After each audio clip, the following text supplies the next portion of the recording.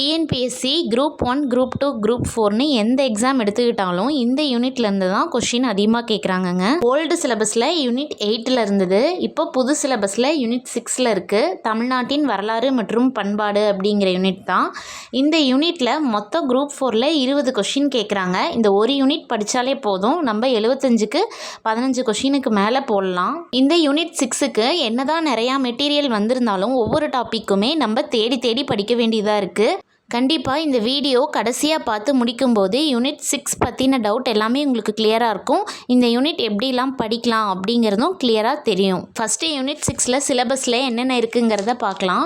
இதில் ஃபஸ்ட்டு நம்ம எடுத்தோன்னே டாப்பிக்காக இருக்கிறது தமிழ் சமுதாய வரலாறு, அதுக்கப்புறம் தொல்லியல் கண்டுபிடிப்புகள், இலக்கியம், திருக்குறள், விடுதலை போராட்டத்தில் தமிழ்நாட்டின் பங்கு, ஆங்கிலேயருக்கு எதிரான தொடக்க கால கிளர்ச்சிகள், விடுதலை போராட்டத்தில் பெண்களின் பங்கு, 19 மற்றும் 20ஆம் நூற்றாண்டுகளில் தமிழ்நாட்டின் சமூக அரசியல் இயக்கங்கள் மற்றும் அதோட பரிணாம வளர்ச்சி, நீதி கட்சி, சுயமரியாதை இயக்கம், திராவிட இயக்கம், தந்தை பெரியார் மற்றும் அண்ணாவின் பங்களிப்புகள்.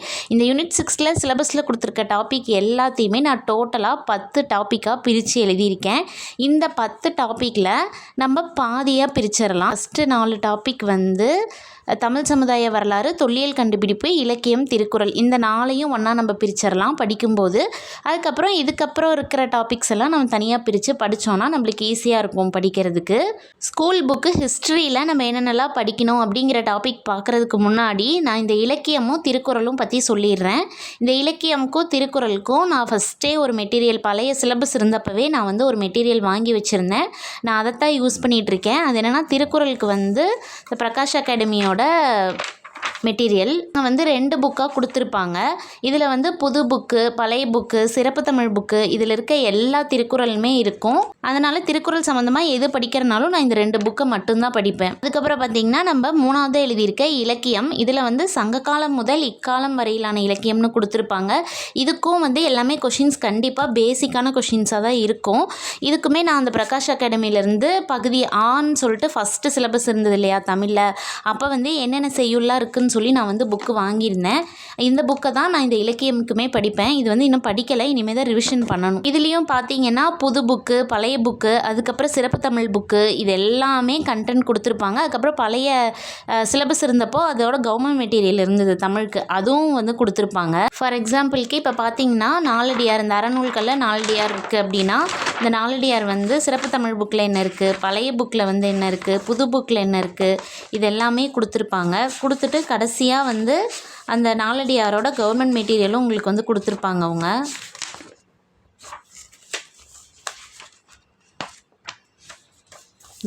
இங்கே பாருங்கள், இதோட கவர்மெண்ட் மெட்டீரியலும் உங்களுக்கு வந்து இருக்கும். இந்த புக் வந்து எனக்கு அப்போ பழைய சிலபஸ் இருந்தப்பவே செய்யுளுக்கு வந்து படிக்க ரொம்ப ஈஸியாக இருந்தது. அதனால் இப்போயும் இதையவே நம்ம ரிவிஷன் பண்ணிக்கலாம்னு சொல்லி நான் எடுத்து வச்சுருக்கேன். அதனால் இலக்கியம் பார்ட்டுக்கு நான் படிக்கிறதுன்னு பார்த்திங்கன்னா இந்த புக்ஸ் தான். இப்போ வந்து இலக்கியமும் திருக்குறளும் ஓவர் ஆயிடுச்சு. இதுக்கப்புறம் நான் சொல்ல வேண்டியது விடுதலை போராட்டத்தில் பெண்களின் பங்கு. இதுவும் வந்து பார்த்திங்கன்னா பிஒய்க்கு கண்டிப்பாக இதுக்கு நம்ம இந்த டாப்பிக்கு பார்த்தே ஆகணும். அது மட்டும் இல்லாமல் நம்ம நிறையா பழைய தமிழ் புக்லேயே இருந்துச்சு, வேலுநாச்சியார் பற்றி, ராணிமங்கம்மாள் பற்றி, இதெல்லாம் தமிழ் புக்கில் இருந்துச்சு. ஆனால் அதெல்லாம் பார்த்திங்கன்னா கொஞ்சம் பேசிக்காக தான் இருக்கும். அதனால் நான் என்ன பண்ணியிருக்கேன்னா, இந்த சுரேஷ் அகாடமி மெட்டீரியல் இருக்குது. சுரேஷ் அகாடமியில் விடுதலை போராட்டத்தில் பெண்களின் பங்குங்கிற டாபிக் வந்து A3 புக்கில் அதுக்கு சூப்பராக இருக்குது. அதை படித்தாலே போதுமானதாக இருக்கும். அது மட்டும் இல்லாமல் கொஞ்சம் கவர்மெண்ட் மெட்டீரியலையும் நம்ம ரெஃபர் பண்ணிக்கணும். விடுதலை போராட்டத்தில் பெண்களின் பங்குக்கு நான் பண்ணினது இது மட்டும்தான். ஓகே, இப்போ வந்து நம்ம யூனிட் 6 அப்படிங்கும்போது அதுக்கு புக் சோர்ஸ் தான் மெயின் சோர்ஸே. ஆனால் ஒரு சில டாபிக்ஸுக்கு நம்ம அவுட் சோர்ஸ் போய் படிக்க வேண்டியதாக இருக்குது. அது என்னென்ன டாபிக்னால், இந்த விடுதலை போராட்டத்தில் தமிழ்நாட்டின் பங்கு, ஆங்கிலேயருக்கு எதிரான தொடக்க கால கிளர்ச்சிகள், இந்த 19 மற்றும் 20ஆம் நூற்றாண்டில் தமிழ்நாட்டின் சமூக அரசியல் இயக்கம், இந்த நீதி கட்சி, சுயமரியாதை இயக்கம், தந்தை பெரியார், அண்ணாவின் பங்களிப்புகள். மொத்தம் இந்த 5 டாப்பிக்குமே நம்ம கண்டிப்பாக இந்த தற்கால தமிழ்நாடு வரலாறு அப்படிங்கிற புக்கை வந்து நம்ம படித்தே ஆகணும்.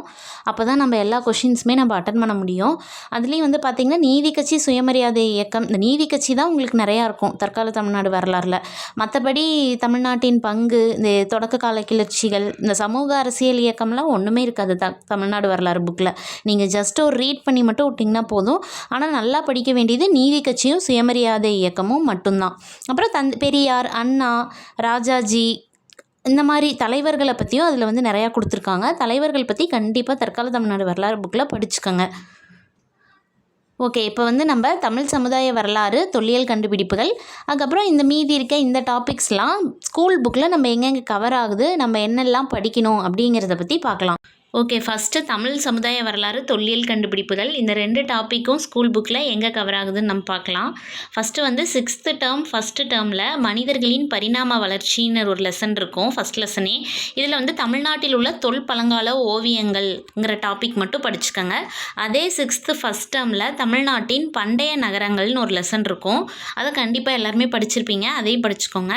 அதுக்கப்புறம் 6th டேர்ம் 2ல் வட இந்தியாவில் வேதகால பண்பாடும் தென்னிந்தியாவின் பெருங்கற்கால பண்பாடும்னு இருக்கும்.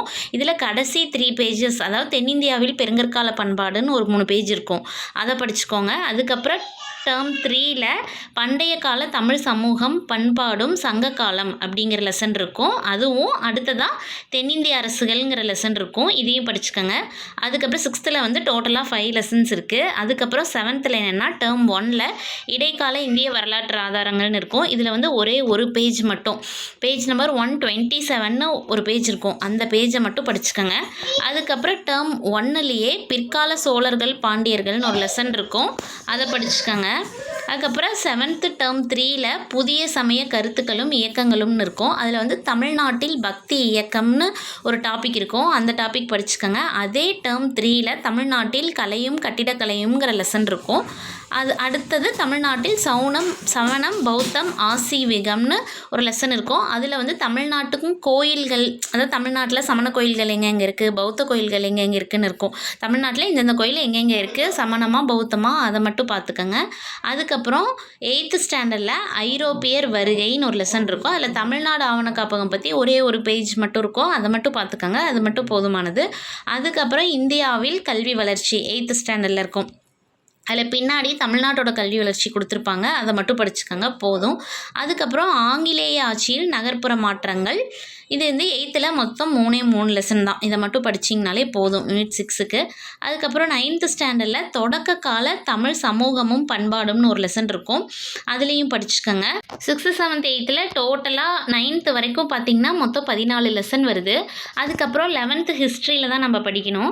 11th ஹிஸ்ட்ரியில் பண்டைய இந்தியான்னு ஒரு லெசன் இருக்கும், அதில் 2.3 2.4 டாபிக் மட்டும் படிச்சுக்கோங்க. அதுக்கப்புறம் தென்னிந்திய சமுதாய உருவாக்கம்னு ஒரு லெசன் இருக்கும், அதை ஃபுல்லாக படிச்சுக்கோங்க, அது ஈஸியாக தான் இருக்கும். அதுக்கப்புறம் மௌரியருக்கு பின் அரசியல் சமூகம் இருக்கும், அதில் 6.3 6.4 மட்டும் படிச்சுக்கோங்க. அதுக்கப்புறம் தென்னிந்தியாவில் பண்பாட்டு வளர்ச்சின்னு ஒரு லெசன் இருக்கும், அது வந்து 9.5 9.6 9.7 இதை மட்டும் படிச்சுக்கோங்க, போதும். அதுக்கப்புறம் பிற்கால சோழர்கள் பாண்டியர்கள்னு இருக்கும், இதுவும் ரொம்ப இம்பார்ட்டன்ட் லெசன்லாம் கிடையாது, ஆனால் ஜஸ்ட்டு ரீட் பண்ணிக்கோங்க. முக்கியமாக கோயில்கள்லாம் யார் யார் கட்டினாங்க, எந்த மன்னருக்கு அப்புறம் எந்த மன்னர் வராரு, அவரோட காலம் என்ன, இந்த புக் ஏதாவது எழுதியிருப்பாங்க, அந்த மாதிரி மட்டும் இம்பார்ட்டண்ட்டானதை பார்த்துக்கோங்க. 11th ஹிஸ்ட்ரியில் வந்து டோட்டலாக 5 லெசன்ஸ் இருக்குது. 11th பொறுத்த வரைக்கும் நீங்கள் 6th 9th வரைக்கும் படிக்கிற மாதிரி லைன் பை லைன் படிக்கணும், ரொம்ப தரவாக படிக்கணுங்கிற கிடையாது. நீங்கள் வந்து ஜஸ்ட் ஒரு ரீட் பண்ணி முக்கியமான point, box topic compulsory, book back questions compulsory, இந்த மாதிரி பார்த்துக்கோங்க, அதுவே. அதுக்கப்புறம் பார்த்தீங்கன்னா 11th எத்திக்ஸில் லெசன் 1லேருந்து லெசன் 6 வரைக்கும் இருக்குது. அதுக்கப்புறம் 12th எத்திக்ஸில் லெசன் 6 மட்டும் படிக்கணும். இதுவும் அப்படி தான், பாக்ஸ் டாப்பிக்லாம் கம்பல்சரி பார்த்துக்கோங்க, படிக்கலினாலும் பாக்ஸ் டாபிக் பார்த்துக்கோங்க, புக் பேக் கொஷின்ஸ் பார்த்து. அடுத்த டாபிக் என்னென்னு பார்த்தீங்கன்னா விடுதலை போராட்டத்தில் தமிழ்நாட்டின் பங்கு. இது வந்து 10th ஸ்டாண்டர்டில் தமிழ்நாட்டில் விடுதலை போராட்டம்ங்கிற லெசனும் தமிழ்நாட்டில் சமூக மாற்றம் அப்படிங்கிற லெசன், இந்த 2 லெசனுமே படிக்கணும். அதுக்கப்புறம் 12th ஹிஸ்ட்ரியில் தீவிர தேசியவாத எழுச்சியும் சுதேசி இயக்கமும்னு இருக்கும், இதில் வந்து 2.6 அந்த டாபிக் மட்டும் படிச்சுக்கோங்க. அதே 12th ஹிஸ்டரியில் காந்தியடிகள் தேச தலைவராக உருவெடுத்து மக்களை ஒன்றிணைத்த இந்த லெசன் கண்டிப்பாக ஃபுல்லாக படிச்சுக்கோங்க. கொஞ்சம் டாபிக் தான் இந்த யூனிட் 6ல் வரும், ஆனால் நம்மளுக்கு நிறைய தெரிஞ்சதாக தான் இருக்கும், முன்னாடி படித்ததாக தான் இருக்கும், அதனால் ஃபுல்லாகவுமே நீங்கள் படிச்சுக்கிறது பெட்டராக இருக்கும். இந்த தமிழ்நாட்டில் விடுதலை போராட்டம் அப்படிங்கிற லெசனுக்கு டாபிக் வந்து உங்களுக்கு மொத்தமே 4 லெசன் தான். அதுக்கப்புறம் ஆங்கிலேயருக்கு எதிரான தொடக்க கால கிளர்ச்சிகள் 10th ஒரு லெசனும் 11th ஒரு லெசனும் இருக்கும், அவ்வளோதான். அதுக்கப்புறம் 19 மற்றும் 20ஆம் நூற்றாண்டில் சமூக அரசியல் இயக்கம் இதுக்கு வந்து பார்த்திங்கன்னா 10th ஸ்டாண்டர்டில் இந்த 19 மற்றும் 20ஆம் நூற்றாண்டில் சமூக அரசியல் இயக்கம்னு ஒரு லெசன் இருக்கும் அதுவும், அதுக்கப்புறம் 11th ஸ்டாண்டர்ட் ஹிஸ்ட்ரியில் நவீனத்தை நோக்கிங்கிற லெசனும், 12th எத்திக்ஸ் சமூக சமய சீர்திருத்த இயக்கம் இந்த 3 லெசனும் கிட்டத்தட்ட ஒரே மாதிரி தான் இருக்கும். ஒரு கொஞ்சம் பாயிண்ட்ஸ் மட்டும் 11th 12th டிஃபர் ஆகும். அதை மட்டும் 10th புக்லேயே எழுதி வச்சுக்கிட்டிங்கன்னா கூட போதுமா இருக்கும் உங்களுக்கு. அதுக்கப்புறம் பார்த்திங்கன்னா நீதி கட்சி சுயமரியாதை இயக்கம், பெரியார் மற்றும் அண்ணாவின் பங்களிப்பு. இது வந்து பார்த்திங்கன்னா 10th ஸ்டாண்டர்டில் தமிழ்நாட்டில் சமூக மாற்றங்கள்ங்கிற லெசனு, 11th ஸ்டாண்டர்ட் பாலிட்டியில் மொத்தம் 3 லெசன் இருக்குது. சமூக நீதி, தமிழக அரசியல் வளர்ச்சி, தமிழக அரசியல் சிந்தனை இந்த 3 லெசன் மட்டும்தான் நீங்கள் படிக்கிற மாதிரி இருக்கும். அதாவது யூனிட் 6க்கு டோட்டலாகவே ஸ்கூல் புக்கில் 40 லெசனுக்கு பக்கம் கவர் ஆகுது. அதுவும் இல்லாமல் நிறையா டாபிக்ஸ் வந்து பார்த்திங்கன்னா படிக்கும்போது நீங்கள் படித்ததே தான் ரிப்பீட் ஆகும். நீதி கட்சி சுயமரியாதை இயக்கம்ல நீங்கள் தற்கால தமிழ்நாடு வரலாறு புக்கில் படிச்சுட்டு ஸ்கூல் புக் பார்த்திங்கன்னா அதெல்லாம் வந்து ஒன்றுமே இருக்காது. ரொம்ப ஈஸியாக தான் இருக்கும் ஸ்கூல் புக்கில் இருக்கிற பாயிண்ட்ஸ்லாம். இதுக்கெல்லாம் ஸ்கூல் புக்கே தேவையே படாது. நீங்கள் தற்கால தமிழ்நாடு வரலாறு புக்கு படிச்சிங்கனாலே போதுமானதாக இருக்கும். இந்த வீடியோவை ஃபஸ்ட்லேருந்து கண்டிப்பாக ஸ்கிப் பண்ணாமல் பார்த்துருந்தா மட்டும்தான் நடுவில் என்னென்னு மிஸ் ஆகாமல் தெரியும்.